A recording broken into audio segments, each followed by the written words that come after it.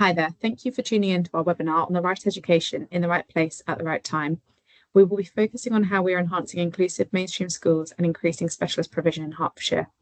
This is a topic that we know, and you've told us, is an area of concern, and we want to keep you updated about the work that is going on in this space. I'm Kezia Green. I'm the Send Engagement and Partnership Manager at Hertfordshire County Council, and I'm joined today by my colleagues, Kate, Fiona and Sally. Today's webinar will cover the expansion of specialist provision, an update to the changes to provision panels, what we're doing to support children in mainstream settings, and what's next. Thank you. I'm Kate Leahy. I'm the Head of School Planning here at Hertfordshire County Council, and me and my team look after the number of school places we have available in Hertfordshire, including those available at special schools. I wanted to start by recognising how important it is to have the right provision in place and securing the best outcomes for children and young people with SEND across Hertfordshire. That is why increasing capacity in specialist provision is a top priority for the County Council. And I want to share this evening what has been going on in this space to date and what is happening now. The need to increase the number of places in our special schools was set out in the Special School Planning Strategy at the end of 2020, which placed a clear focus on making more places available across all types of special schools. We've done a huge amount in that time. Underpinned by a significant capital investment of 137 million, the County Council has been working with all of our special schools and looking at every opportunity to create more spaces on their school sites and looking at new ways to deliver new places where there is no space on the existing schools, such as renovating buildings nearby so that special schools can expand into these. This is alongside the rebuild and enlarging of the Valley School in Stevenage, which was in very poor condition, and the opening of specialist resource provisions, which are part of mainstream schools, offering support to pupils with communication and autism needs. This means that since 2018-19, we've increased the number of places in our special schools by 842 places, and that's an increase of 36%. Through significant help and collaboration, we've increased the number of places being offered in every special school in Hertfordshire. In brief summary, the increase in places in each sector is 141 places in schools for pupils with social, emotional and mental health difficulties, 272 places in schools for pupils with learning difficulties, 275 places in schools for pupils with severe learning difficulties, 58 places in schools for pupils who are deaf or hearing impaired, 51 places in schools for pupils with physical and or neurological impairment. We've also opened a new communication autism school, the James Marks Academy. Specialist resource provisions are now open in 4 secondary schools and 5 primary schools, and they're working really well. It makes a different offer which bridges between specialist and mainstream provision for those children. We'll now just take a quick look at a video relating to the rebuild of the Valley School, so you can see some of the good work that's been going on and the difference it makes, including the views of some young people about what they think of their new buildings. It's lovely to be here at the Valley School, recently opened, and to be shown around the school by the pupils. This is part of our big SEN expansion programme. We've already expanded our special educational needs provision by about 600 places, and we're hoping to get to 1,000 by 2026. But today I've been really pleased to see how the school has developed. And of course, this is our net zero school in operation, and I hear that it generates 50% of its own energy on site. So really exciting, and the children are really pleased to be in the school. The new school is a lot more modern. I'm really excited to see the new classroom. One of my 2 favourite lessons were performing arts and DT. Yeah, I think it's quite lucky that we get an entire new school. It was quite exciting with seeing the new school come together. I think we were just lucky, really. I'd like to pay a compliment to Ash, who have built this brand new school here in Fairlands Park in Stevenage, and in double quick time as well, 16 months to spend the 16.1 million. Just a great example of a net zero school in operation being built here in Hertfordshire. So what projects are happening right now? Well, James Marks Academy is a new secondary school for pupils with communication and autism, which has just relocated to its brand new buildings on its site in Welwyn Garden City. It's a really exciting project, and I know that the children are settling in well. We're about to open 2 off-site satellites of Amwell View and Greenside schools. These are both schools for pupils with severe learning difficulties, where we have already increased maximum capacity on site and have therefore worked with those schools to look at how we can increase capacity off-site. Both of these are using buildings which are no longer being used for mainstream education. So we're taking the opportunity to invest in these so they can provide much needed SEND places from this January. There are at least 2 more specialist resource provisions planned to open in September. That's at Broxwood Primary in Hemel Hempstead and Featherstone Wood Primary in Stevenage. We're also looking at opening more provisions such as these, 2 more for communication and autism, and also considering how other needs might be met in similar provisions. We've opened the new classes at Colnbrook and Southfield schools for children with learning difficulties.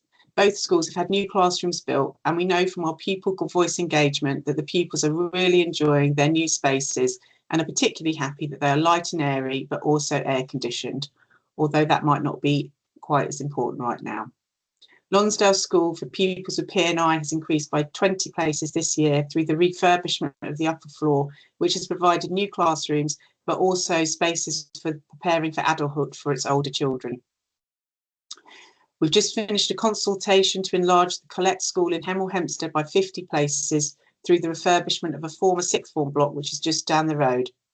This is a big project in terms of making sure the building is fit for purpose, but hopefully it will be ready by January 2026.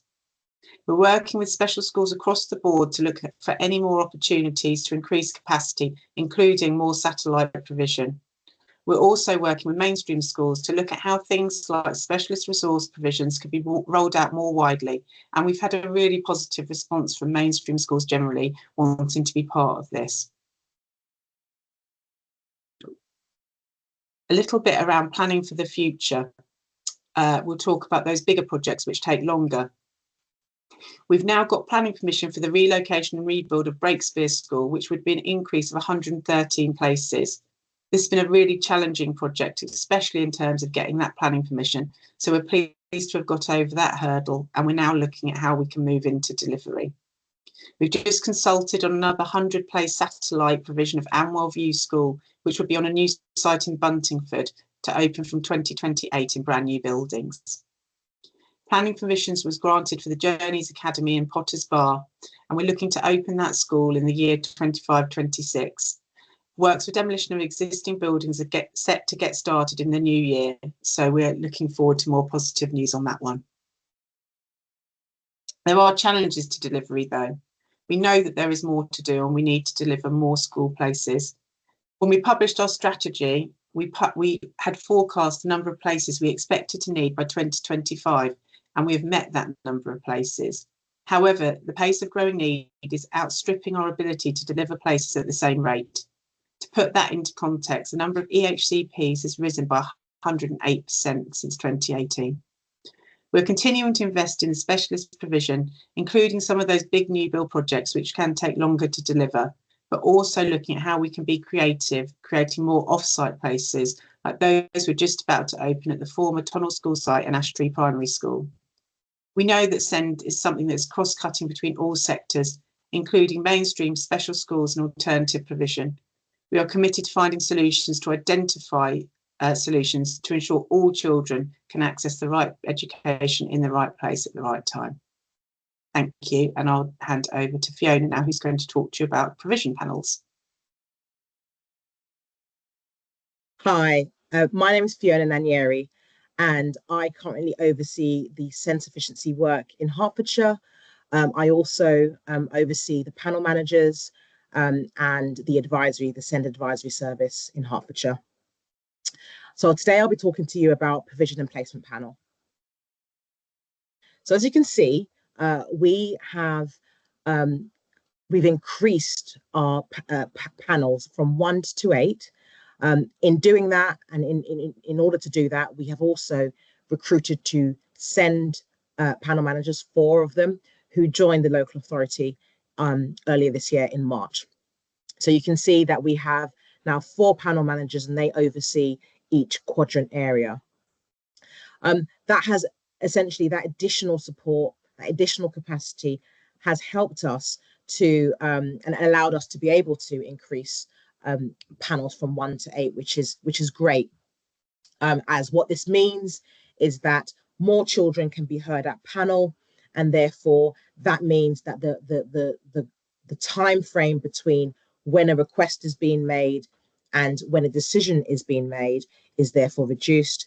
So better timelines, and it also means, along with the additional capacity within services, so an enhancement of our ECHOs, case officers, it means that you as parents are able to hear back from the outcome from panels, decision making and recommendations in a much more seamless and quicker way. To be clear, what else has changed? In terms of what panel does, it is essentially what panel has always done. There's a list here that you can see that shows exactly what panel the panel members discuss and make recommendations on. So essentially anything when it comes to the provision that a child may require, but also the panel does have the remit to look at placement, specifically specialist resource provisions, what we call SRPs, placements at the independent and non-maintained sector, but also special school places. The panel also does have the remit for discussing and making recommendations on packages of support, for example, personal budgets, and also what we call EOTAS, which stands for Education Other Than at School. The panel is made up of a number of professionals that span across health and social care as well as education.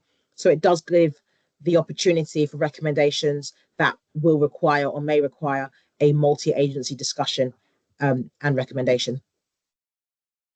So this means that making decisions, or the process around making a request for special schools, hasn't actually changed. When a request is being made through following an EHC needs assessment or through an annual review, it will still come to panel. But this time around, it means that it will be heard, broadly speaking, within a month, because of those enhanced number of panels that we've now introduced.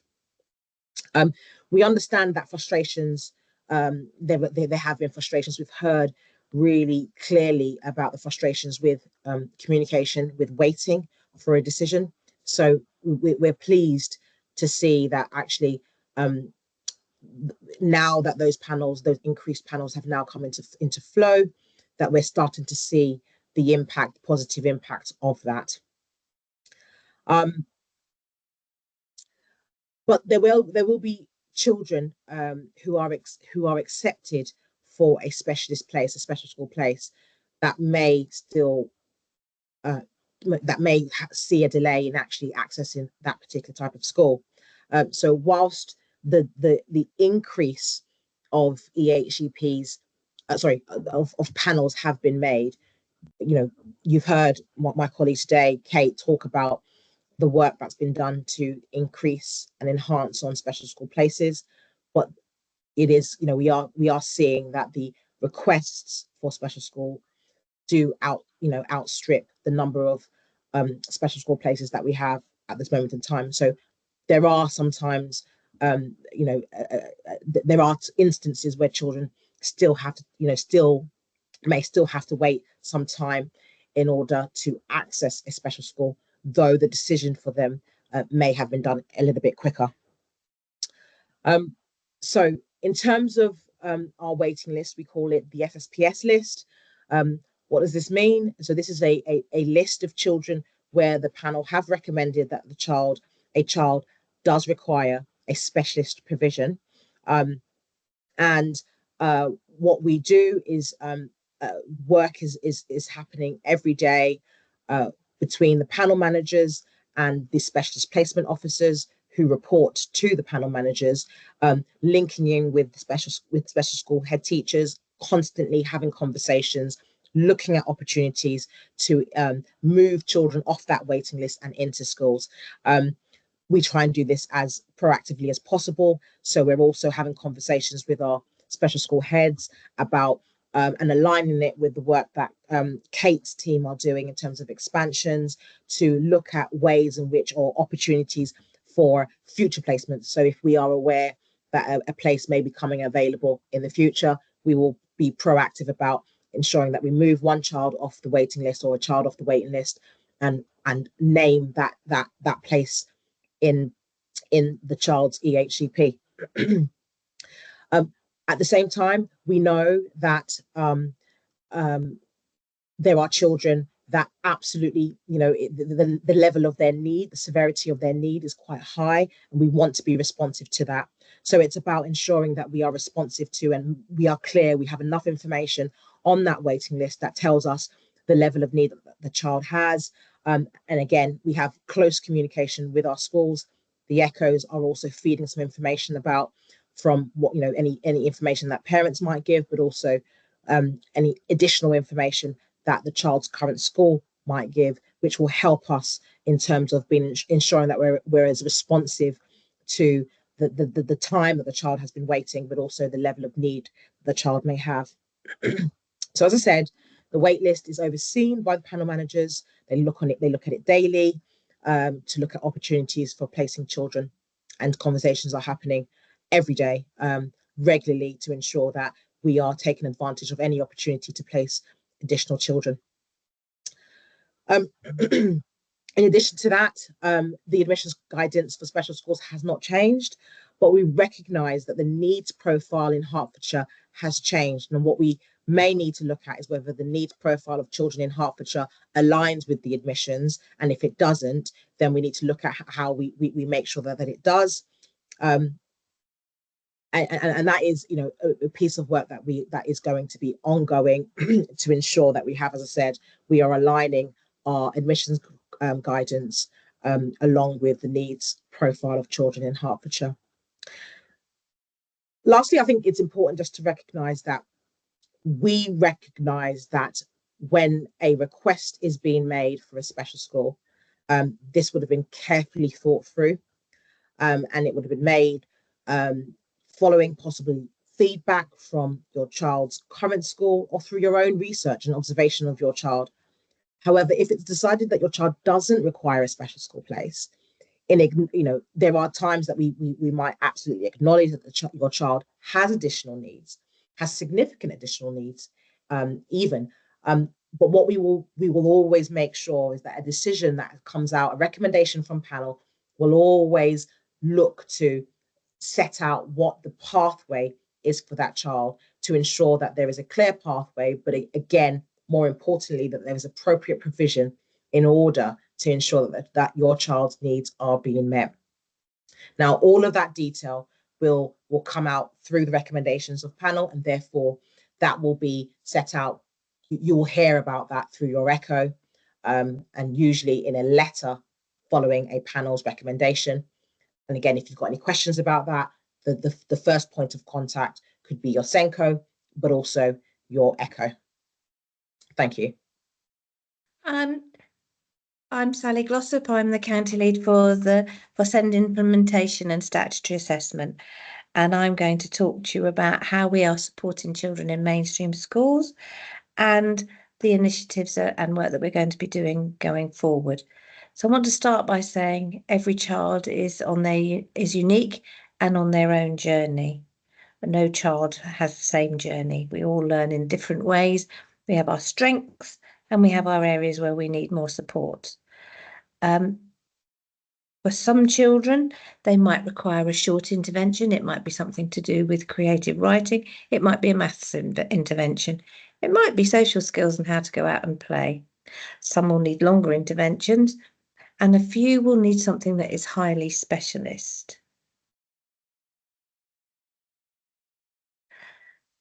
So what we talk about is a graduated offer and early intervention. And like I said, children are all unique.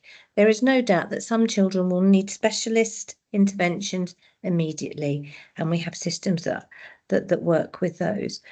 There are some children who may have no SEND need, but might need some specific support on phonics or toilet training. It could be anything simple like that. That's not a SEND need. They might be struggling with understanding how to blend. They might be struggling with understanding comprehension. Then there are some children that we will need to do through an ordinarily available provision and quality first teaching. We should be meeting their needs by making adaptations, by making reasonable adjustments, by thinking creatively about engaging their learning, capturing their interests. Then there are, for some children, we'll do that, and we might need intervention from our support services and other agencies, and then we go to specialists. So this is our map of support. Some children have been overcomplicated. There's no doubt that we've tried to make things very, very complicated for our children. And what we're striving to do in Hertfordshire is just make everybody realise how a simple change can make a huge difference. So, for example, there was a little child who was really getting stressed about going to nursery. He was really, really, really anxious about going to nursery, because at that nursery you had to pick an object and put it by your name. And he was terrified that when he got there wouldn't be a blue train. The simple solution was to make sure that there was always a blue train for him by having 2 blue trains. So he didn't have to worry. He'd have a nice journey in and put the blue train in. And it's those tiny differences that they might seem tiny, that make a massive difference for a lot of our children. So they're just those little things. Going forward, we want to work with schools and parents and make sure that we have a really joined up approach to how our children work. We'll be in the new year, we'll be looking further at how we're going to develop that graduated offer and what we expect, or what is right to expect from a school, and what is right for you to expect as parents from your school from the start. So the next exciting initiative that we're going to hopefully launch in the next couple of weeks is our support on a page. So what we're looking at with here is our inclusion in mainstream settings. So we've got our specialist classes that some schools may be setting up because they've got a number of children and they want to do some focused work. We've got our nurture groups, which are groups for those children, we call them the tea and toast type groups, that help those children who've had trauma or some kind of adverse experience to feel safe. And then our special schools are offering outreach. And then we have our specialist resource provisions, and those are the sorts of provisions that are accessed through an education, health and care plan. But the other offers are ordinarily available and what schools can put in place. So what's next? We know that our current school planning strategy comes to an end in 2025. So we're looking to engage with schools, colleges, early years setting, health, and importantly parents on what that new strategy should look like. We're engaging with young people through the Voices of Hertfordshire model to find out what they think about the new provision we've put in place already. And we'll continue to do this through the development of a new strategy to ensure that we're capturing their views and opinions in any decision making. And it's really worthwhile checking out their YouTube and Instagram channels, where there's lots of examples of that work, and it's really, really good to have a look at. We're recognising the changing needs of pupils, and we're also looking to be responsive to that. And we're pulling together an engagement strategy so that we make sure we're keeping everyone up to date, and we'll keep you up to date with progress on the local offer page, and looking at potentially another webinar at some point next year, so we can keep you up to date with progress and think about other opportunities to engage. Thanks for your time in watching this webinar. As I said at the start, we will make the recording of this available on the local offer, along with the FAQs posted throughout the session. We will continue to update you on the local offer, and you can subscribe to Send News to receive fortnightly updates straight to your inbox. Keep your eyes peeled for the next webinar in the spring term. Thank you.